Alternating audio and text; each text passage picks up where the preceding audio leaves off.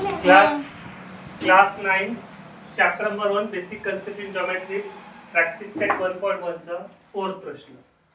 On a number line point A, B and C are such that distance of AC is equals to 10, distance of CB is equals to 8. Find distance AB considering all possibilities to find distance AB. Possibility म्हणजे होते probability, शक्यता. किती शक्यता आहे, किती शक्यता आहे, कशाची शक्यता आहे का डिस्टन्स AC ची व्हॅल्यू 10 आहे, CB ची व्हॅल्यू 8 आहे, तर AB ची व्हॅल्यू किती राहील, AB ची व्हॅल्यू किती राहील, त्याच्या किती शक्यता आहेत. लक्ष दे रे बाबा. आहे डिस्टन्स ऑफ AC ची व्हॅल्यू 10 आहे, डिस्टन्स ऑफ CB ची व्हॅल्यू 8 आहे, दिला आहे म्हणून डेल्टा डॅश करून गिवन. गिवनच्या मराठीत मीनिंग होते दिला आहे. तर जे दिला आहे ते लिहिलं म्हणून delta dash position bye given. तर प्रश्नामध्ये दिला पॉसिबिलिटी किती आहे, पॉसिबिलिटी. तर पहिली पॉसिबिलिटी काय आहे, ए आणि बी च्या मधामध्ये सी राहू शकते. पहिली पॉसिबिलिटी काय आहे, ए आणि बी च्या मधामध्ये सी राहू शकते. पहिली पॉसिबिलिटी काय दर्शवली आपण, ए आणि बी च्या मधामध्ये सी राहू शकते. तर ए पासून सी चा डिस्टन्स 10 आणि सी पासून बी चा डिस्टन्स 8 आहे. तर distance of A B is equals to म्हणजे ए बी. आता ए बी काउंट, तर पूर्ण टोटल मोठी लाईन ए बी आहे. पूर्ण टोटल मोठी लाईन कोणती आहे, ए बी. एसी अधिक सीबी मिळून ए बी बनते. आणि काय म्हटलं मी, एसी अधिक सीबी ची बेरीज करा तर पूर्ण मोठी लाईन का बनल, एबी बनल. तर एसी ची व्हॅल्यू किती आहे, 10 आहे, आणि सीबी ची व्हॅल्यू 8 आहे. 10 अधिक 8 एबी ची व्हॅल्यू किती होऊ शकते, 18. हे पहिली पॉसिबिलिटी आहे. ए सी आणि बी एका रेषेवर आहे. एका रेषेवर म्हणजे त्याला कोलिनियर म्हणतात. काय म्हणतात, कोलिनियर. एसी अधिक सीबी ची बेरीज काय होते, एबी. दुसरी काय म्हटलं आपण, एबी च्या मधामध्ये सी दाखवलं. आता ए बी च्या मधामध्ये सी दाखवलं तर बी हा एसी च्या मधामध्ये आहे, म्हणजे A dash B dash C म्हणजे ए बी सी झाला. तर एसी ची व्हॅल्यू 10 आहे आणि बीसी ची व्हॅल्यू 8 आहे. म्हणजे ए पासून सी पूर्ण 10 आहे, तर बी पासून सी पूर्ण किती आहे, 8 आहे. तर एबी अधिक बीसी इज इक्वल्स टू काय झालं, एसी. एबी ची अधिक बीसी ची बेरीज मिळून काय झाली, एसी. आणि एबी अधिक बीसी ची बेरीज काय झाली, एसी. तर एबी ची व्हॅल्यू काय असेल, एबी ची व्हॅल्यू तर बीसी ची व्हॅल्यू 8 आहे, एसी ची व्हॅल्यू 10 आहे. 10 तून 8 गेले 2, कारण हा एवढा डिस्टन्स किती राहील, 2. तर किती पॉसिबिलिटी बनते, जेव्हा बी ए सी च्या मधामध्ये राहील त्याला 2 उत्तर येईल. B lies between A and C, distance of B किती 2.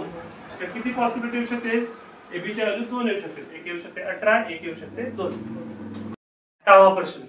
Sketch proper figure and write the answer the following questions. त्याच्यातला 6व्यातला पहिला प्रश्न दिला आहे, if A dash B dash C and length of AC is equals to 11, length of BC is equals to 6.5, then find the length of AB. A dash B dash याचा meaning आहे A B C हा collinear point आहे. तर A पहिली लिहा म्हणते, पण मी आपल्या मताने फिगर काढली का, मी याला बघून फिगर काढली. A पहिली लिहा म्हणते, पण आपण A पहिली लिहिलं, B नंतर लिहा म्हणते B लिहिलं, C नंतर लिहा म्हणते C लिहिलं. एवढं समजलं. ABC चा पॉइंट कोण दाखवलं, हे इथून दाखवलं. एवढं समजलं का, ABC बोलत चला. ABC कोण दाखवलं, ABC समजलं. बीसी ची व्हॅल्यू किती आहे, 6.5 आहे, म्हणून बीसी ची व्हॅल्यू 6.5 लिहिलं. एसी ची व्हॅल्यू 11 आहे म्हणून 11 लिहिलं. एवढं समजलं. Length of AC is equals to 11 दिला, length of BC is equals to 6.5 आहे. डाटा डॅश गिवन आहे. एवढं समजलं. आता मग सारखं कोल्हे पुढचं लॉजिक होतं, length A B plus length B C याची बेरीज होईल लेंथ ऑफ एसी. काऊन होईल, तर ए बी आणि सी हे कोलिनियर पॉइंट आहे. एबी ची व्हॅल्यू किती आहे, एबी ची व्हॅल्यू किती आहे नाही माहित, काढायची आहे. बीसी ची व्हॅल्यू किती आहे, 6.5 आहे. एसी ची व्हॅल्यू किती आहे, 11. तर length of AB is equals to 11 minus 6.5. तर लेंथ ऑफ एबी ची व्हॅल्यू 11 मधून 6.5 गेले, किती राहिले, किती राहिले, 4.5. किती राहिले, 4.5. बरोबर कर ना. जसं 6व्यातला पहिला प्रश्न सोडवला त्याच प्रकारे 6व्यातला हा तिसरा प्रश्न आहे. सेकंड प्रश्न तुम्ही पहिल्यासारखा सोडून घ्या, तुम्हाला होमवर्क. थर्ड प्रश्न काय दिलाय, if x Y Z collinear आहे. आता एक्स वाय झेड आहे ना, मग डायग्राम कशी बनवा तुम्ही, पहिले एक्स पॉईंट दाखवायचं, मग वाय पॉईंट दाखवायचं, मग झेड पॉईंट दाखवायचं. कळलं. एक्स झेड, एक्स पासून झेड पर्यंत जे लाईन आहे ती किती आहे, 3√7 आहे. नंतर कोण आहे, एक्स वाय लाईन किती आहे, 3√7 आहे.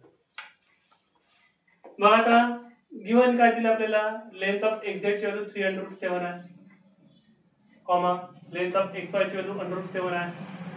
डाटा डॅश गिवन लिहायचे. मग length of x Y plus length of Y Z. समजलं का, एक्स वाय ची बेरीज ना वाय झेड ची बेरीज काय येईल, लेंथ ऑफ एक्झेड येईल. काय येईल? कशावर आलं? X dash Y Z dash Z. काही काही सरायला बिटवीननेस प्रॉपर्टी म्हणतात. आपण याला कोलनियर पॉईंट्स म्हणतो. ठीक आहे. शाळेमध्ये सर तुम्हाला बिटवीननेस म्हणू शकत असतील. एक्स वाय ची व्हॅल्यू किती दिली आहे? √7 दिली आहे. एक्स झेड ची व्हॅल्यू किती दिली आहे? ती √7 दिली आहे. मग आपल्याला काढायचं काय आहे? एक्स वाय ची व्हॅल्यू आपल्याला दिली आहे का? काय दिली? आपल्याला काय काढायचं आहे? आपल्याला काढायचं काय आहे? वाय झेड काढायचं. काय काढायचं आहे? Y Z. एक्स वाय ची व्हॅल्यू किती आपल्याला पहा. एक्स वाय ची किती आहे? √7 आहे. वाय झेड आपल्याला काढायचं आहे. मग वाय झेड जसंच्या तसं आपल्याला एक्झॅक्ट दिलाय. एक्झॅक्ट किती दिलाय रे? 3√7. तर length of Y Z is equals to 3√7 मधून √7 मायनस करायचं. किती होईल सांगा? 2√7. कोणती फिगर तयार होईल? 3 नॉन कोलिनियर पॉईंट कोणती फिगर तयार होईल? म्हणजे कोलिनियर म्हणजे काय होते? कोलिनियर म्हणजे काय होते? एका रेषेवर जे पॉईंट असतात त्यांना कोलिनियर म्हणतात. जसं एका रेषेवरचे जे पॉईंट आहेत ते कोलिनियर आहेत. तर मग काय म्हणते? Which figure is form by 3 non collinear point. 3 non collinear point मधून कोणती फिगर तयार होईल? तर 3 नॉन कोलिनियर पॉईंट म्हणजे काय? हे दोन पॉईंट जे आहेत हे काय झाले? कोलिनियर झाले. मग एक पॉईंट वर आहे म्हणजे काय तयार होईल? ट्रायंगल तयार होईल. किती लिहायचं? Triangle. A triangle is form by 3 non collinear points. 3 non collinear आहेत म्हणजे एका रेषेवर नाही. 3 पॉईंट एका रेषेवर नाही. कोलिनियर म्हणजे एका रेषेवर नाही. 3 नॉन कोलिनियर म्हणजे एका रेषेवर नाही. थँक्यू.